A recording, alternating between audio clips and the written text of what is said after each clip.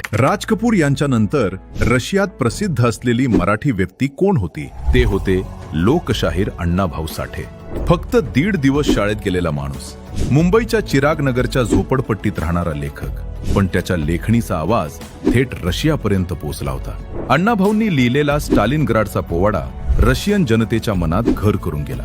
त्यांच्या फकीरा, चित्रा, सुलतान सारख्या साहित्यकृती रशियन भाषेत पोहोचल्या. पंडित नेहरू रशियाच्या दौऱ्यावर गेले असताना एका रशियन लेखकानं त्यांना विचारलं, तुमच्या देशातील अण्णाभाऊ साठे कसे आहेत? नेहरू थोडे अचंबित झाले, कारण भारतात ज्यांची उपेक्षा होत होती त्यांचं नाव रशियात आदरानं घेतलं जात होतं. 1961 मध्ये अण्णाभाऊ रशियाला गेले. मॉस्कोच्या मंचावर त्यांनी थेट छत्रपती शिवाजी महाराजांचा पोवाडा गायला.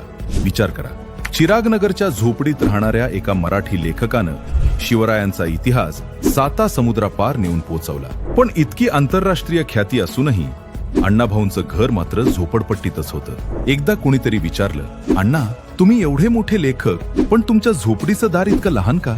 अण्णाभाऊंचं उत्तर अंगावर काटा आणणारं होतं. उद्या पंतप्रधान नेहरू जरी माझ्या झोपडीत आले तरी त्यांना या गरिबीसमोर वाकूनच आत यावं लागेल. हा अहंकार नव्हता, हा होता श्रमिकांचा स्वाभिमान. जगाच्या पटलावर मराठीचा अभिमान पोचवणाऱ्या या मराठी साहित्यिकाची गोष्ट